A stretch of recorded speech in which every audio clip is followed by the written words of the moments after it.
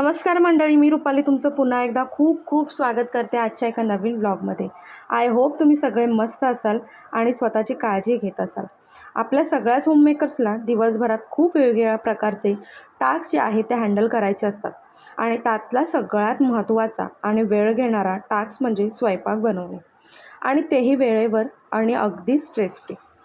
पण तसं होत नाही, याची बरीचशी अशी कारणं आहेत आणि त्यातलं महत्त्वाचं कारण म्हणजे त्याची योग्य अशी पूर्वतयारी, ज्याला आपण प्रिपरेशन म्हणतो. पण हा वेळ आपण नक्कीच रिड्यूस करू शकतो, आणि हा कसा रिड्यूस करू शकतो हे आज मी तुम्हाला आजच्या व्हिडिओच्या मार्फत सांगणार आहे. खूप इझी अशा स्टेप्स आहेत. 8 स्टेप्समध्ये आपण ही पूर्वतयारी जी आहे प्रिपरेशन करू शकतो, आणि ही जर प्रिपरेशन आपली तयार असेल ना स्वयंपाक करण्याच्या आधी, तर बराचसा आपला स्वयंपाकघरातला वेळ जो आहे तो वाचतो, स्वयंपाक वेळेवर होतो, आणि कधीकधी आपल्याला कंटाळासुद्धा येतो स्वयंपाक करण्याचा. तर अशा वेळेला जर थोडीफार पूर्वतयारी जर असेल तर अजिबात कंटाळा येत नाही स्वयंपाक करायला, पटकन असं होऊन जातो.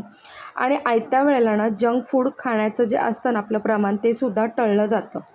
सो अशा कोणत्या तयाऱ्या आहेत ज्या आपण पूर्वी जर करून ठेवल्या तर नक्कीच आपल्याला स्वयंपाकघरात मदत होते. तर चला मग पाहूया. आपल्या सगळ्यांनाच ना स्वयंपाक करण्यासाठी काही बेसिक गोष्टी लागत असतात, आणि त्या जर आपण आधी प्रिपेअर करून ठेवल्या तर आपला निम्मा वेळ वाचत असतो. तर सगळ्यात महत्त्वाचं ना स्वयंपाक करण्यासाठी आपल्याकडे प्लॅनिंग असलं पाहिजे. म्हणजे असं नाही की स्वयंपाकघरात शिरल्यानंतर विचार करत बसायचं की आज कोणती भाजी बनवायची, किंवा आमटी बनवायची, की गोडी डाळ बनवायची, की चपात्या बनवायच्या, की भाकरी बनवायची. या सगळ्या गोष्टींचा ना तुम्ही आधीच विचार करून ठेवा. शक्य असल्यास आठवड्याभराचा जो मेनू आहे, प्लॅनिंग जे आहे ते आधीच ठरवून ठेवा, आणि त्यानुसार तुमचे व्हेजिटेबल्स वगैरे जे आहेत बाजारातून आधीच घेऊन या. तर मी सुद्धा व्हेजिटेबल्स आणलेले आहेत, स्वच्छ धुवून ठेवलेले आहेत आणि त्यांना वाळवलेलं आहे. त्यानंतर ना आपल्याला स्वयंपाक करण्यासाठी काही बेसिक गोष्टी लागतात. म्हणजे की आपल्याला बघा, भाजी, डाळ, आमटी बनवण्यासाठी ना काही बेसिक गोष्टी लागतात, जसं की लसूण, कोथिंबीर, मिरची, आलं. तर या गोष्टी आपण आधी आणून ठेवल्यात, त्यानंतर त्या स्वच्छ करून क्लीन करून सुकवून ठेवल्यात तर नक्कीच आपल्याला त्याचा फायदा होतो. जसं की बघा, आपण स्वयंपाकघरात शिरल्यानंतर जर आयत्या वेळेला आपण लसूण साफ करायला घेतले तर कितीसा आपला वेळ जातो लसूण साफ करण्यामध्ये. आणि कधीकधी तर लसूण इतके कडक असतात ते पटकन साफही केले जात नाहीत. परंतु ह्याची पूर्वतयारी जर आपण आधीच करून ठेवली, कोथिंबीर निवडून ठेवली, लसूण क्लीन करून ठेवले, तर लगेचच आपल्याला ना डाळीला फोडणी देता येते, भाजीला फोडणी देता येते, आणि आपला बराचसा वेळ जो आहे ना स्वयंपाकातला वाचतो. त्याचबरोबर बऱ्याचशा वेळेला आपल्याला आलंसुद्धा लागत असतं स्वयंपाकामध्ये. आणि तुम्हाला तर माहिती आहे की आलं जे आपण बाजारातून आणतो त्याला बरीचशी माती वगैरे सुद्धा चिकटलेली असते, आणि आयत्या वेळेला ते आलं आपण पाण्यात जर टाकून ठेवलं तर तो थोडासा वेळ, त्यानंतर ते क्लीन करायला घेतलं तर तो थोडासा वेळ, त्यानंतर ते वाटणं, अशा बऱ्याचशा गोष्टींना ना खूप सारा वेळ जात असतो. पण हेच आलं लसूण आधीच क्लीन करून ठेवलं, आधीच चिरून ठेवलं जितकं गरजेचं आहे, तर आपला बराचसा वेळ वाचत असतो. त्यानंतर दुसरी महत्त्वाची स्टेप आहे की आपल्याला ना बऱ्याचशा वेळेला स्वयंपाकामध्ये म्हणजे डाळीमध्ये किंवा सुक्या ज्या भाज्या असतात त्यामध्ये ना अशा प्रकारे ओलं खोबरं लागत असतं. तर हे खोबरंसुद्धा आपण आधीच किसून ठेवलं तर बराचसा वेळ वाचतो. त्यानंतर बऱ्याचशा अशा कॉमन ग्रेव्ही असतात, मसाले असतात, आपल्या महाराष्ट्रीयन घरातसुद्धा वापरले जातात. जसं की टोमॅटो कांद्याची ग्रेव्ही, किंवा आपल्याकडे वापरलं जाणारं खूप कॉमन असं खोबऱ्याचं वाटण. तर हे वाटण आहे त्यावेळेला जर आपण तयार करायला घेतलं तर खूप खूप सारा वेळ आपला जात असतो, कारण हे वाटण भाजावं लागतं, त्यानंतर ते मिक्सर ग्राइंडरमध्ये ग्राइंड करावं लागतं, तर यासाठी बराचसा वेळ जातो. तर हे आधीच रेडी करून ठेवलं तर आपल्या स्वयंपाकातला वेळ वाचत असतो. त्यानंतर अशा सुक्या भाज्या ज्या असतात, हिरव्या भाज्या, त्यासुद्धा साफ करण्यासाठी बराचसा वेळ लागत असतो, आणि त्या चिरण्यासाठीसुद्धा वेळ लागत असतो. तर ह्या भाज्या ज्या आहेत त्या आपण आधीच चिरून ठेवल्या तरीसुद्धा आपला स्वयंपाकातला बराचसा वेळ वाचत असतो. जसं की कोबी किंवा गवार, या सगळ्या भाज्यांना साफ करण्यासाठी, चिरण्यासाठी वेळ जात असतो. तर ह्या भाज्या आपण आधीच चिरून ठेवल्या तर, आणि हवाबंद डब्यात अशा आपण ठेवल्या, तर जेव्हा आपल्याला भाजी करायची असते आपण हा डब्बा उघडून भाजी धुवून लगेचच आपण ती स्वयंपाकामध्ये वापरू शकतो. किंवा ही भाजी आपण आधीच धुवून ठेवून सुकवून जर आपण त्याच्यामध्ये कंटेनरमध्ये ठेवले तर ती लगेचच आपल्याला वापरातसुद्धा येते. तर अशा प्रकारे तुम्हीसुद्धा ना तुम्हाला लागणाऱ्या आठवड्याच्या ज्या भाज्या आहेत सुक्या भाज्या, तर त्या नक्कीच अशा चिरून ठेवा आणि हवाबंद डब्यात ठेवा, जेणेकरून जेव्हा त्यांची गरज लागेल तर आपल्याला त्या वापरता येतील. त्याच्यामध्ये ना सगळ्यात महत्त्वाची गोष्ट असते की आपण गवार वगैरे ज्या किंवा चवळीच्या शेंगा किंवा अ, ज्याला फरसबी आपण म्हणतो, तर या सगळ्या भाज्यांना आपल्याला अशा साईडने दोरा काढायचा असतो आणि यासाठी वेळ जातो आणि त्यानंतर या चिरायच्या असतात. तर याआधीच आपण अशा प्रकारे दोरा काढून चिरून ठेवल्या तर आपला बराचसा वेळ वाचत असतो. त्याचबरोबर भेंडीसुद्धा आपल्याला चिरण्यासाठी वेळ जात असतो, कारण ही भेंडी ना आयत्या वेळेला चिरायला घेतली म्हणजे धुतली आणि लगेच चिरायला घेतली तर ती खूप गळगळीतही होते आणि अजिबात चांगली लागत नाही भाजी. त्या उलट जर आपण आधीच हिला धुवून, सुकवून, त्यानंतर चिरून अशा प्रकारे एअरटाईट कंटेनरमध्ये ठेवली तर ती जास्त गळगळीतसुद्धा होत नाही आणि जेव्हा आपल्याला गरज लागते ना, तेव्हा अशा प्रकारची जी भाजी आहे ती यूजसुद्धा करता येते.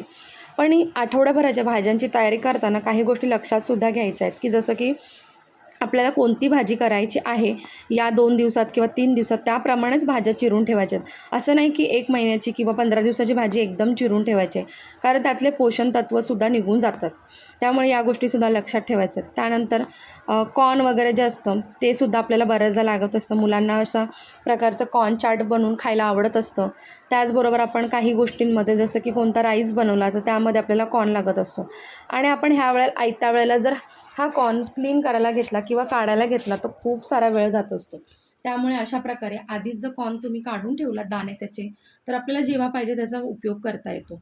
तर अशा प्रकारे मध्ये चीर मारून ना हे कॉर्न जे आहे ते व्यवस्थित असं काढून घ्यायचं, पटकन होऊन जातं.